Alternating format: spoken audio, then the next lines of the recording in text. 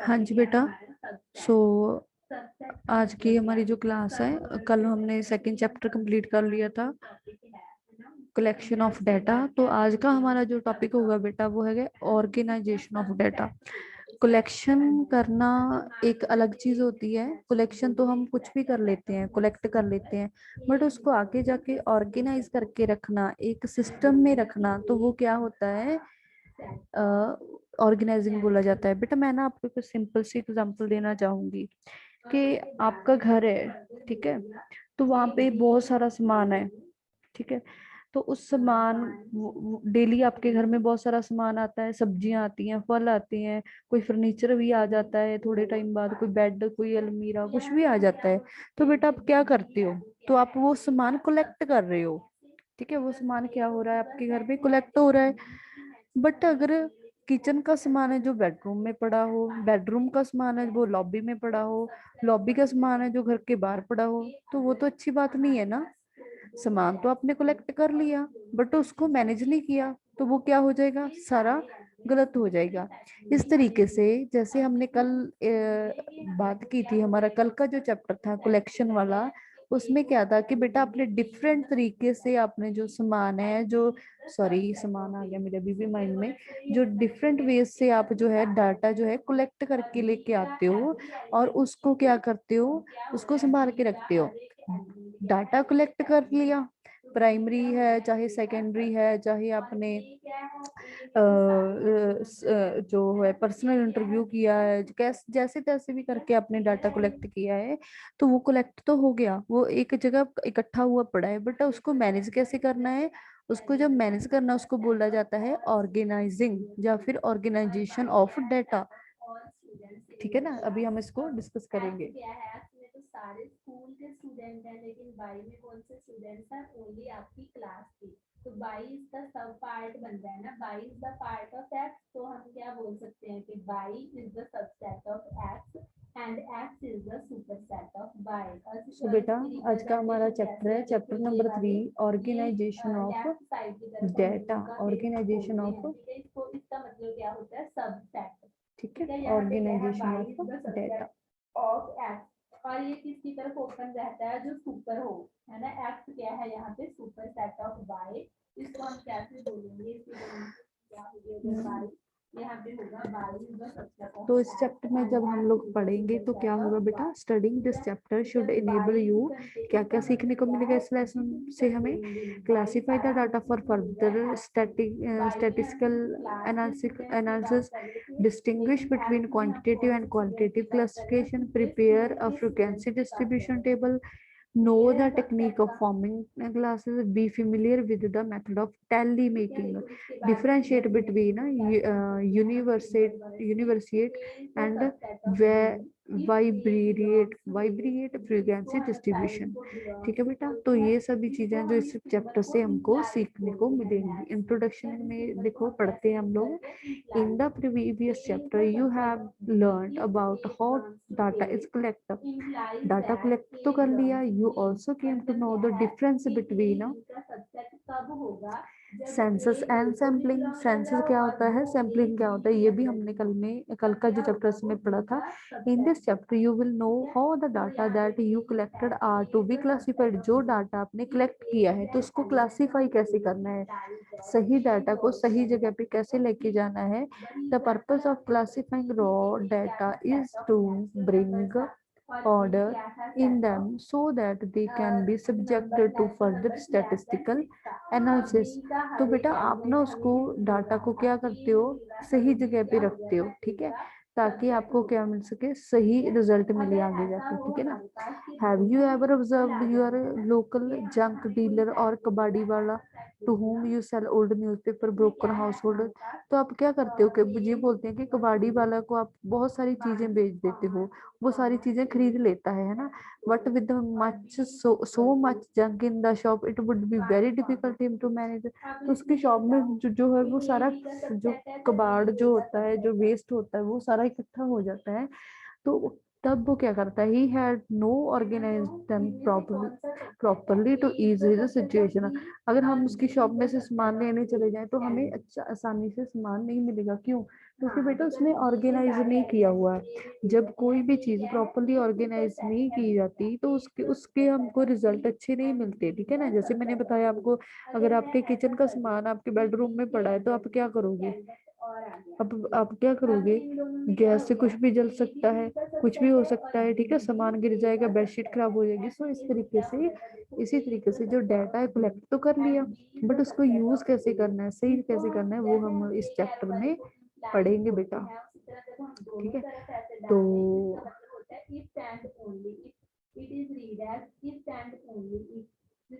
तो क्लासीफाई करना बहुत ज़्यादा इम्पोर्टेंट होता है। जो डाटा होता है ना उसको हम क्लासीफाई करना जरूरी हो जाता है। अभी ये देखो बेटा, हम यहाँ वो सभी क्लासिफिकेशन के बारे में बात की है कि एक कबाड़ी वाला कैसे करेगा। क्लासिफिकेशन देयरफॉर इज अरेंजिंग और ऑर्गेनाइजिंग थिंग्स इनटू ग्रुप्स और क्लासेस बेस्ड ऑन क्राइटेरिया। आप कोई क्राइटेरिया रख लेते हो बेटा, इस टॉपिक के अनुसार क्या कहा गया है कि आप कोई ना कोई एरिया रख लेते हो। बेटा आप लोगों को मेरी आवाज सुनाई दे रही है? थम्स अप कर दो बच्चे अगर आपको मेरी आवाज सुनाई दे रही है। ओके, क्लियर है ना बेटा आवाज? या तेज आपको मेरी आवाज सुनाई दे रही है बेटा? ओके बेटा, थैंक यू। सो क्लासिफिकेशन क्या होती है बेटा? बेटा क्लासिफिकेशन की डेफिनेशन नोट कर लो अपनी नोटबुक के ऊपर। Classification is arranging or organizing things into groups or classes based on some criteria, ठीक है। यतेश 1 मिनट बेटा। हाँ जी यतेश बोलिए। हम पीछे मैडम दी आवाज आ रही है। अच्छा, डिस्टरबेंस हो रही है बेटा? मैं सुनने ਦੀ आवाज ਵਿੱਚ ਦੀ ਕਈ ਵਾਰੀ ਹਾਈ ਹੋ ਜਾਂਦੀ ਹੈ। ओके, वैसे ਹੁਣ देखो ਹੁਣ बेटा सही आ रही है? बेटा ਜਦੋਂ मैं चुप कर जानी है उदो मैम की ज्यादा आवाज आती होनी, अदरवाइज सही चल रहा है। अगर फिर भी ज्यादा आवाज आई ना तुसी मैनू दस देना, नो प्रॉब्लम, ਆਪਾਂ कोई सोल्यूशन करांगे, ठीक है बेटा। सो क्लासिफिकेशन देयरफॉर इज अरेंजिंग और ऑर्गेनाइजिंग थिंग्स इनटू ग्रुप्स और क्लासेस बेस्ड सम क्राइटेरिया। आप अपना कुछ ना कुछ क्राइटेरिया बना लेते हो, उसके बेसिस पे जो भी है अपना उसको डाटा को जो है उसको अरेंज करोगे, ठीक है ना। सो रॉ डाटा क्या होता है बेटा? लाइक कबाड़ी वाला junk, the unclassified data unclassified होता है बेटा। जो अनक्लासिफाइड होता है वो डाटा क्या होता है? जिसको एक बार लाके रख दिया गया है, डाटा इकट्ठा कर लिया, बट उसमें से जो अलग अलग करने वाली हैं चीजें उसको अलग नहीं किया गया, ठीक है, ऑर्डर में नहीं किया गया, तो वो रॉ डाटा माना जाता है, ठीक है। उसमें से हम जो सही चीजें निकाल के सही जगह पर यूज करेंगे तो वो हमारा प्रॉपर जो है हमें रिजल्ट देगा, ठीक है। They are often very large and cumbersome to handle, to draw meaningful conclusion from them is a tedious task because they do not yield statistical method easily, ठीक है। तो जो डाटा होता है बेटा वो इकट्ठा होता है, तो आप उसको अच्छे से अगर सेट नहीं करोगे तो आपको कोई रिजल्ट है जो नहीं मिलेंगे, ठीक है ना। देखो बेटा एक सिंपल सी एग्जांपल लेते हैं हम लोग। आप लोग एग्जाम देते हो, ठीक है, आप एग्जाम देते हो, आपको प्रॉपर रोल नंबर इशू किया जाता है, ठीक है, शीट्स के ऊपर आपका नाम दिया जाता है, तो आपकी एक एक एग्जाम को एक एक पेपर को सेट करके रखा जाता है, उनको चेक किया जाता है, नंबरिंग जो है लिस्टें बनाई जाती हैं, ठीक है। उसके बाद आपको क्या मिलता है? फाइनल पे जाके एंड पे जाके आपको रिपोर्ट कार्ड मिलता है। तो रिपोर्ट कार्ड क्या होता है बेटा? वो फाइनल रिजल्ट होता है, ठीक है। किसी भी डाटा को पहले कलेक्ट किया जाता है, ऑर्गेनाइज किया जाता है, उसको क्लासिफाई किया जाता है, देन उसको क्या किया जाता है, उसके रिजल्ट हैं जो हमको मिलते हैं, ठीक है। इसी तरह से जे अगर कोई भी आप डाटा इकट्ठा करते हो तो उसका एक प्रोसेस होता है, अगर आपने उससे अच्छे रिजल्ट लेने हैं, ठीक है ना। Therefore, proper organization and presentation of such data is needed before any systematic statistical analysis is undertaken. अगर आप कोई भी डाटा है तो उसको आपको अच्छे तरीके से क्या करना चाहिए, सिस्टमेटिकली अरेंज करना पड़ेगा। Hence after collecting data the next step is to organise and present them in classified form. तो आपको उसको क्लासिफाइड फॉर्म में जो है वो करना पड़ेगा, ठीक है ना। ये देखो बेटा, ये हमारे सामने एक टेबल बना हुआ है 3.1 का। The marks in mathematics obtain bye 100 student. ये देखो बेटा, आपको बताया गया है कि 100 स्टूडेंट्स के जो मार्क्स है वो इतने हैं। तो देखो बेटा, आपको क्या पता चलेगा, कुछ पता चल रहा है कि को क्या है इसमें? सिंपली 100 के जो है वो नाम लिख दिए गए हैं। ये अनक्लासिफाइड डाटा है बेटा। तो ये देखो, और you could have collected data on the monthly expenditure on food house hold 50 household in your neighborhood to know their average expenditure on food. The data collected in that case had you presented as a table would have resembled table. Both table 3.1 and 3.2 are raw और unclassified data. देखो बेटा, यहाँ पे हमें ना 50 table 3.2 में क्या बताया गया है कि मंथली हाउस होल्ड जो है एक्सपेंडिचर दिखा रखा है इन्होंने, कुछ नहीं पता चल रहा है, सिर्फ एक्सपेंडिचर दिखा रखा है। तो ये रॉ डाटा है बेटा, अभी हम इसको सही करेंगे आगे जाके, उसको मैनेज करना जरूरी होता है, ठीक है ना। उसके बाद है बेटा, यस, क्लासिफिकेशन ऑफ डेटा। आगे है बेटा, द ग्रुप्स और classes of classification is done in various ways instead of classifying your books according to subject history, geography, mathematics, science. You could have classified them author wise in a alphabetical order, ठीक है ना। Alphabetically order में भी आप लोग उसको रख सकते हो, ठीक है।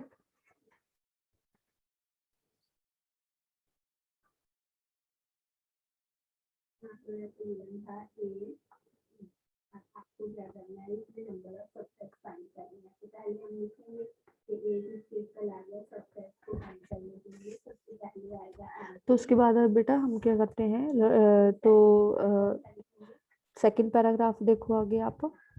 Likewise, the raw data is classified in various ways depending on the purpose. They can be grouped according to time. तो आप उसको टाइम के अकॉर्डिंग जो है वो क्लासिफाई कर सकते हो। तो उसको क्या बोला जाता है, such classification is known as chronological classification. Chronological जो क्लासिफिकेशन होती है वो की जाती है। Such a classification data are classified either in ascending और descending order with reference to time such as years, quarter, month, weeks. The following example, तो आप क्या कर सकते हो, फॉलोइंग एक एग्जाम्पल देते हैं कि आपने कैसे टेबल है जो बनाना है, कैसे डाटा को है वो रिप्रेजेंट करना है। ये देखिए बेटा, एक साइड पे हमारे ईयर दे रखे हैं, इंडिया की पॉपुलेशन की बात हो रही है कि करोड़ों में कितनी है। 1951 में 35.7, 61, 71, 81, 91 और 2011 तक की जो है आपको पॉपुलेशन दे रखी है। तो इससे आपको क्लियरली पता चलेगा, जैसे कि हम अब पिछले टेबल में देखे उसमें से क्या पता चल रहा था, खाली अमाउंट दे रखी थी ना, कुछ भी नहीं पता चल रहा था। तो जो क्लासिफिकेशन होती है वो प्रॉपर तरीके से करनी जरूरी होती है, ठीक है ना। In spatial classification the data are classified with reference to geographical location such as country, state, city, district, ठीक है। सेप्टिल क्लासिफिकेशन बोलते हैं बेटा इसको, सेप्टिल क्लासिफिकेशन, ठीक है ना। तो ये देखिए हमने क्या किया है, yield wheat of different country. आपने किसी आपने दुनिया की डिफरेंट कंट्रीज की यील्ड देखनी है व्हीट की, कि कितनी कितनी कहाँ पे कितनी पैदा होती है। तो वहां पे आप देख रहे हैं Canada, China, France, Germany, India और पाकिस्तान कितनी होती है। तो आप ये इसको कंट्री वाइज भी लिख सकते हो, ठीक है। तो ये भी एक क्लासिफिकेशन का एक मेथड है। आप year wise, month wise, city wise इसको लिख सकते हो।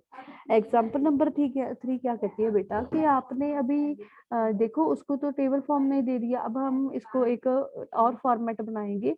तो एग्जाम्पल नंबर 3, तो क्लासिफाई करना है अगर हमने, तो आपने देखना है कि पॉपुलेशन कितनी है इंडिया की, ठीक है। उसमें मेल कितने हैं, फीमेल कितने हैं, मेल में मैरिड मेल कितने हैं, अनमैरिड कितने हैं, फीमेल में मैरिड और अनमैरिड कितने हैं। ठीक है, the classification at the first stage is based on the presence and absent of attribute, male और not male, female. And second stage is, ये स्टेजेस बन गई बेटा। सबसे पहली स्टेज है पॉपुलेशन की, पॉपुलेशन को आपने दो पार्ट्स में डिवाइड कर दिया, मेल और फीमेल, और उन दोनों को आगे दो दो पार्ट्स में डिवाइड कर दिया। तो इस तरीके से हमारी जो है कि क्लासिफिकेशन की ये टाइप बन जाती है बेटा। ठीक है, तो जरूरी नहीं है कि वो मैरिड अनमैरिड हो, उसको उसमें हाइट भी हो सकती है, वेट हो सकता है, इनकम हो सकती है, स्टूडेंट्स के मार्क्स हो सकते हैं, एज भी हो सकती है। ठीक है, तो ये सभी एक तरीके होते हैं डाटा को क्लासिफाई करने के। फ्रीक्वेंसी डिस्ट्रीब्यूशन ऑफ मार्क्स, कैसे आपने फ्रीक्वेंसी देखनी है मार्क्स की। ठीक है, कि 0 में से लेके 10 के बीच कितने बच्चों के मार्क्स आए हैं, 10 से बीच 20 में कितने स्टूडेंट्स के मार्क्स आए हैं, 20 से 30 के। सो इस तरीके से जो चलती रहती है। ठीक है, जो सीरीज होती है, तो इसको हम बोलते हैं बेटा explain. Example 4 shows quantitative classification of marks in mathematics of 100 student. तो टोटल 100 स्टूडेंट है। देखो बेटा, अगर हम लिखे कि 100 स्टूडेंट के मार्क्स लिख दो, तो एक एक के लिखोगे तो कितना ज्यादा टाइम वेस्ट होगा। तो ये तरीका देखो ना कितना अच्छा है। आपने क्या किया, आपने एक साइड पे मार्क्स लिख लिए, 0 से लेके 10 के बीच कितने बच्चों के मार्क्स आए हैं, 1 के।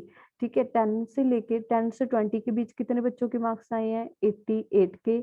20 to 30 6 स्टूडेंट हैं, 30 to 70 कितने हैं, 7। सो इस तरीके से बेटा ये देखो टेबल, इसमें 100 स्टूडेंट के नाम भी पूरे हो गए, तो आपको भी पता चल गया। जो पिछला टेबल हमने देखा था उसमें देखा था ना कि स्टार्टिंग से लेके 100 आइटम्स दे रखी थी, तो उनको कौन देखे, किसके पास इतना टाइम होता है।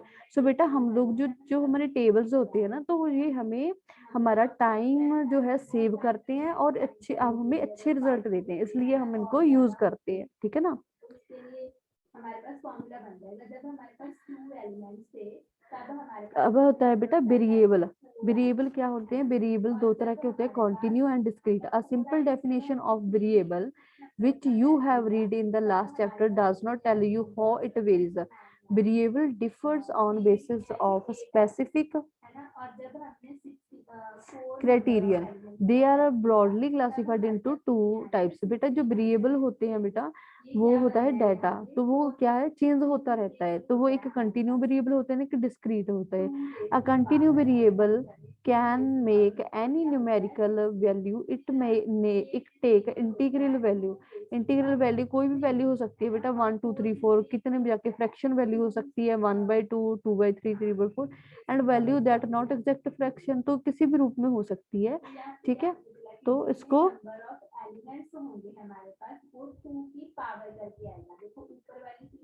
तो for example the height of a student as he she grows say from 90 centimeter to 150 would take all value in between them. It take a value that are whole number like 90 100 108 50.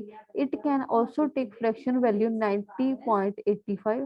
so उसके बीच में जो भी number आ गया तो बेटा वो हम ले सकते हैं। ठीक है ना, तो इसको बोलते हैं कॉन्टिन्यू वेरिएबल। ठीक है, कॉन्टिन्यू मतलब 0 से लेके 10 10 से 20 20 से 30, ये सारे हमारे किस में आ जाते हैं, कंटिन्यू वेरिएबल्स में। अनलाइक का कंटिन्यू वेरिएबल, देखो अगला जो है बेटा, unlike a continuous variable, a discrete variable can take only certain value. Its value changes only by finite jumps. It jumps from one value to another but does not take any intermediate value between them. जैसे कि हमने पिछले table में देखा था, 0 से लेके 10 तक, 10 से 20 20 से 30। और 0 से लेके 10 तक जाएंगे तो मिड वैल्यू तो आएगी ना, कौन सी मिड वैल्यू आ जाएगी, इसमें से 5 आ जाएगी, आगे जाके 15 आ जाएगी, आगे जाके 25 आ जाएगी। बट जो डिस्क्रीट वैल्यू होती है उसमें जो है वो स्ट्रेट जो है नंबरिंग लिखी होती है, कोई मिड वैल्यू आपको नहीं मिलेगी। ठीक है ना,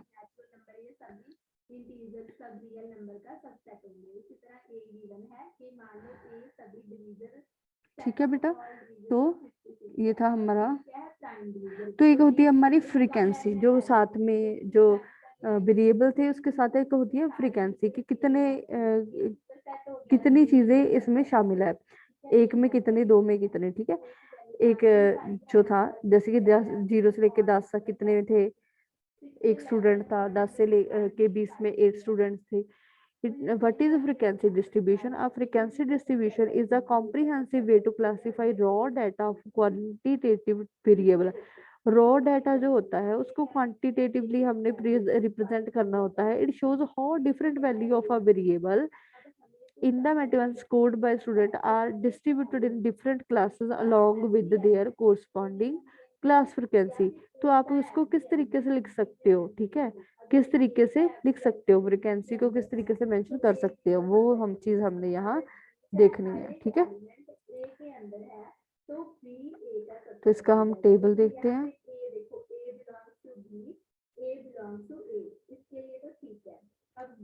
अब देखो बेटा, तो अभी हम देख रहे हैं ये table number 3.3। The lower class limits the upper class limits and the class mark. Class क्या है बेटा, 0 से 10 तक, फ्रीक्वेंसी क्या है 1। लोअर क्लास लिमिट कितनी है 0, अपर क्लास कितनी है 10, ठीक है।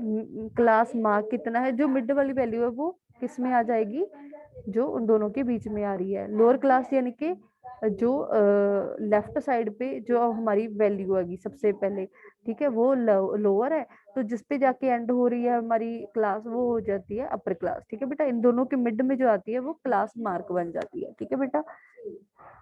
तो जो साथ में दी गई है वो है फ्रीक्वेंसी कि एक जैसे हमने पिछले टेबल में किया था 0 से लेके 1 मार्क्स में कितने बच्चों के मार्क्स आए हैं 1 के, 20 और 20 से 10 से लेके 20 के बीच में कितने बच्चों के मार्क्स आए हैं 8 के, फिर 6 के, 7 के, और 21, 23, 19, 6, 5 और 4, इतने इतने बच्चों के मार्क्स हैं जो वो आए हुए हैं। हाँ जी बेटा, अभी देखो फ्रीक्वेंसी कर्व इज द, तो फ्रीक्वेंसी की जो एक कर्व बनती है बेटा आगे जाके, frequency curve is a graphic representation of frequency distribution, shows the figure number 3.1 shows the diagrammatic presentation of frequency distribution of the data in our example, ठीक है। ये हमें दिया हुआ है जैसे डायग्राम बना के। तो बेटा ये देखिए फ्रीक्वेंसी कर्व है जो जा रही है, देखो टेबल में देखो बेटा 0 से लेके 10 के बीच में कितने कितने बच्चों के मार्क्स थे, एक बच्चे के, तो एक पे 1 अपन हमने डॉट लगा दिया। 10 से लेके 20 में से कितने बच्चों के मार्क्स थे 8 के, तो हमने 8 पे लगा दिया अगला डॉट, ठीक है। तो इस तरीके से जहां जहां पे जो डॉट होगी फिर हम डॉट को मिलाएंगे तो हमारी कर्व है जो वो बन के तैयार हो जाएगी, ठीक है बेटा।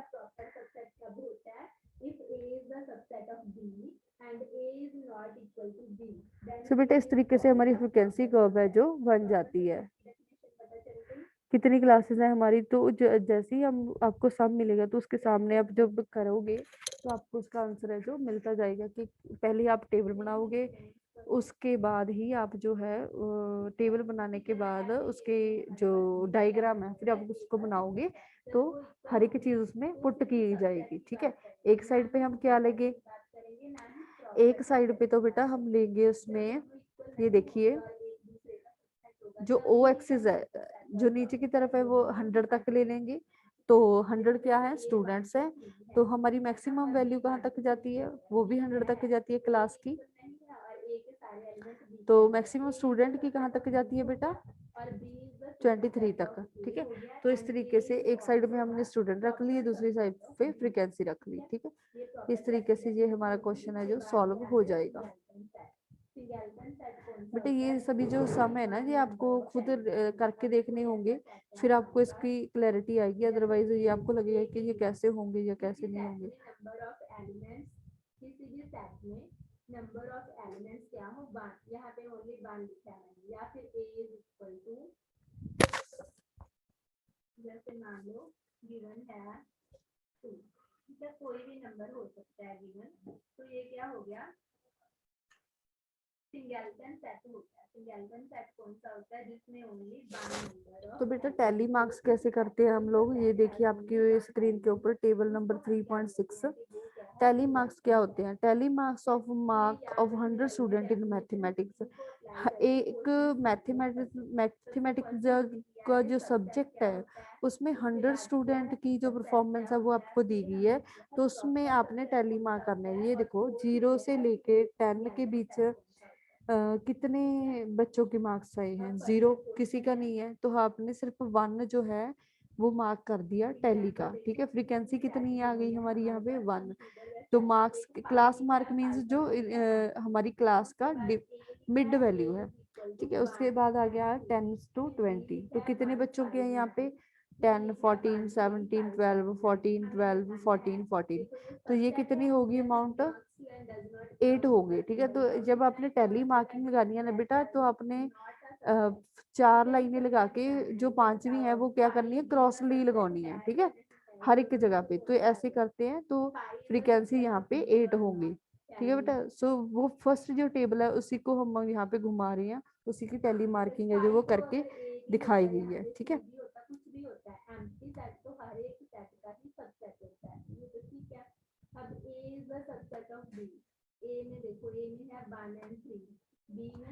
आगे है बेटा loss of information. The classification of data as frequency distribution has an inherent shortcoming. इसकी कुछ प्रॉब्लम्स भी होती हैं बेटा, जैसे ये डाटा हमको दिखाई देता है ना, इसकी प्रॉब्लम आ जाती है।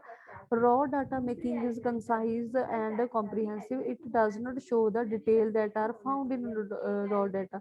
तो जो हमने टेबल बना दिया, अगर उसमें कोई एक्स्ट्रा हमें इंफॉर्मेशन मिली है तो वो हम टेबल में नहीं दिखा सकते। ये एक लॉस होता है। There is a loss of information in classifying raw data, though much is gained by summarising it as classified data. तो यहाँ पे जो है वो क्लासीफाई करते समय जो डाटा है वो लॉस होने का डर लगा रहता है कि सही जानकारी है उसको कोई शो ना करे और गलत जानकारी को शो कर दे। Once the data are grouped into classes and individual observation has no significance, जब वो क्लासेस में डिवाइड हो गया तो उसके बाद जो रॉ डाटा है आप उसको नहीं चेक करोगे, आप सिर्फ रिजल्ट ही देखोगे, चाहे उसमें गलती क्यों ना हो।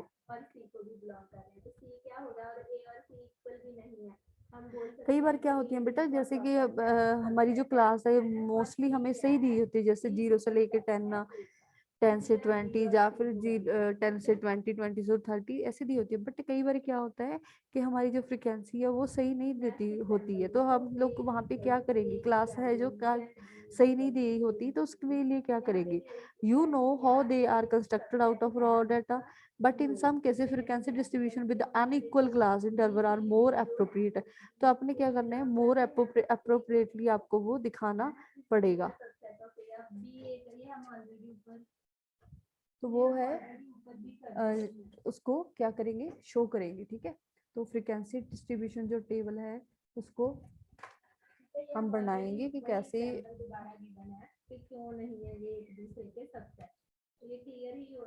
ठीक है बेटा, इसके बाद हम बनाते हैं frequency distribution of unequal class. तो कैसे बनाओगे अनइक्वल क्लास के? कैसे बनाओगे?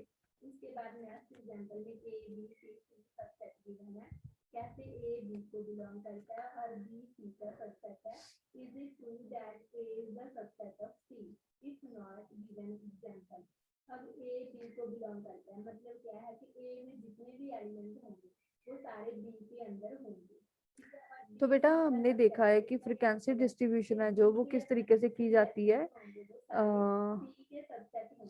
Table 3.6 example, as table 3.6 you will notice that most of the observations are concentrated in 40 to 50। ये देखिए कहाँ कहाँ की बात कर रहे हैं? 3.6 टेबल जो हमने देखा था। हाँ ये देखिए बेटा, सबसे ज्यादा फ्रीक्वेंसी किसकी चीज की है? 23 की। ये देखिए 60 to 70 यहाँ पे सबसे ज्यादा हुई ना। तो अभी हम इसको कंटिन्यू करते हैं। Because the most of observation are concentrated in classes 40, 50, 50 to 60, 60 to 70. Their respective frequencies are 21, 23, 19. It means that out of 100 students, 63 students are concentrated in the these class. So 63% are in the middle range. तो जहाँ पे भी ज्यादा बच्चे आ रहे हैं तो आप मानोगे कि वो मिडिल रेंज में आ जाएंगे, है ना। ठीक है। These classes are sparsely populated with observation. Further, you will also notice the observation in these classes they deviate more from their respective class marks than in comparison to those in other class. But if classes are to be formed in such a way that class marks consigned as far as possible to value around which observation in a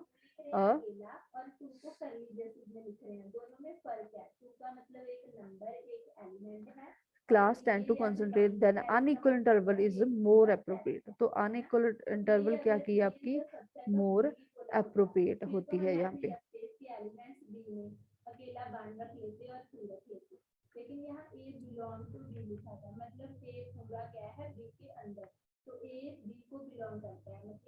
यहाँ पे बेटा even number आए हुए हैं, वहां पे आपकी जो क्लास मार्क है वो सही आ जाएगी, बट यहाँ पे ऑड नंबर है, वहां पे आपकी जो क्लास मार्क है वो सही नहीं आएगी, ठीक है ना। उसको आपको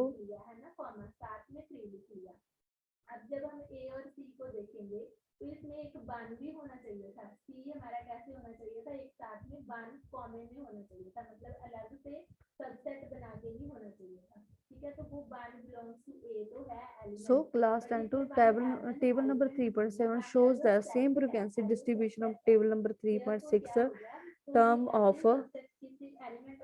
each of classes 40 to 50, 50 to 60, 60 to 70 are split into two classes. 40 to 50 is divided of 40, 45 और 45 to 50। देखो बेटा यहाँ पे जो है क्लासेस को स्प्लिट कर दिया इन्होंने, ये देखिए। तो जो बड़े थे ना उनको हमने क्या कर दिया, स्प्लिट कर दिया, यानी कि तोड़ दिया, ठीक है। जो जिसके पास ज्यादा जो वैल्यूज आ रही थी, ठीक है, 40 to 50 में आ रही थी ना, अभी हमने क्या कर दिया 40 to 45 कर दिया, 45 to 50 कर दिया, तो उनको डिस्ट्रीब्यूट कर दिया, ठीक है। 40 से 45 के बीच में कितने बच्चों की मार्क्स आ रही है, 9 के। 45 में से 50 के बीच में 12 के। तो जब हम इनके क्लास मार्क निकालेंगे बेटा तो वो अनइक्वल होंगे, ठीक है। अनइक्वल कैसे होंगे, जब हमारे पास बड़ी वैल्यू है बट हमने उसको स्प्लिट कर दिया, तो वो जो हमारे पास आंसर आएगा क्लास मार्क का, वो क्या आएगा, स्प्लिट में सॉरी पॉइंट्स में आपको शो होगा, ठीक है ना। तो उसका जो डायग्राम है वो ऐसे बनेगा 3.7 टेबल का, ठीक है बेटा। तो ये एक सिंपल सा मेथड है कि फ्रीक्वेंसी को आपने कैसे शो करना है। Frequency Arai, so far we have discussed the classification of data for quantitative variable using the example of percentage marks of 100 in the mathematics. For discrete variable the classification of its data known as frequency array। जब इसको classification करते हो data को तो वो frequency array बन जाता है, ठीक है। Since a discrete variable take, बेटा ये देखो अभी ये डिस्क्रीट सीरीज है, 1 2 3 4 5 6 7 8 तक है जो बनी हुई डिस्क्रीट है। जो होती है 0 से 10, 10 to 20, 20 to 30, वो हमारी होती है कॉन्टिन्यूस सीरीज, ठीक है बेटा। सो vibrate frequency distribution very often when we take a sample from population we collect more than one type of information from each element of the sample. For example, suppose we have taken sample of 20 company from the list of companies based in a city. Suppose that we collect information on sale and expenditure on advertisement from each company. In this case we have vibrate sample data. Such vibrate data can be summarized using a vibrate frequency, ठीक है। ये भी एक frequency की किस्म है। Vibrate frequency क्या होती है राजे, distribution can be defined as frequency distribution of two variable, दो वेरिएबल की आपने जो है वो फ्रीक्वेंसी जो करते हो, ठीक है। ये देखिए बेटा आप वाइब्रेट फ्रीक्वेंसी 3.9 में देती है, सेल्स दी हुई है, एडवर्टीजमेंट दी हुई, एक्सपेंसेस। तो 115 में से 125 के दोनों साइड जब आप फ्रीक्वेंसी ले लेते हो, ठीक है, दोनों साइड वेरिएबल ले लेते हो, ठीक है, तो वहां पे हमारे पास क्या आ जाती है वाइब्रेट, ठीक है। तो इसका यही है। तो बेटा ये था हमारा लास्ट पॉइंट था इसका। तो इसके बाद आज हमारा थर्ड चैप्टर भी है जो किया हो गया है, कंप्लीट हो चुका है स्टैटिक्स का। The data collection from primary and secondary source are raw or unclassified. Once the data are collected the next step is classify them for further statics. तो इसको हम बोलते हैं क्लासीफाई या ऑर्गेनाइजेशन ऑफ डाटा। सो बेटा ये इतना ही था। सो आज की क्लास में हमारा जो थर्ड चैप्टर है वो कंप्लीट हो चुका है। ठीक है, तो किसी भी स्टूडेंट को अगर कोई प्रॉब्लम है तो मुझे बता सकते हो। अगर आपने कुछ भी पूछना है पूछ सकते हो बेटा। क्लास का टाइम हमारा जाने वाला है। अनम्यूट कर लो बेटा अगर कुछ भी पूछना है आप लोगों ने।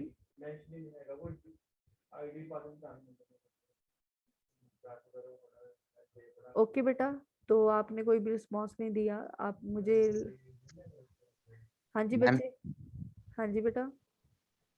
मैम एक मैंने जी भी मैथ्स ਤੇ ਇਕਨੋਮਿਕਸ ਦੀ ਕਲਾਸ ਵੀ ਸੇਮ ਟਾਈਮ ਤੇ ਆਉਂਦੀ ਹੈ ओके बेटा, सेम टाइमिंग पे आ ਤੇ जाएगी। मैंने मैथ ਜਿਹੜੀ ਐਡੀਸ਼ਨਲ ਲਈ ਹੋਈ ਹੈ ਮੈਨੂੰ मैथ ਦੀ ਕਲਾਸ नहीं लग रही हैगी फिर ओके बेटा, I will inform to the vice principal ma'am, they will give you any solution. Okay बेटा, we will solve it okay ma'am soon. Okay, ठीक है बेटा, बाकी समझ आ गया। ओके बच्चे, सी यू नेक्स्ट।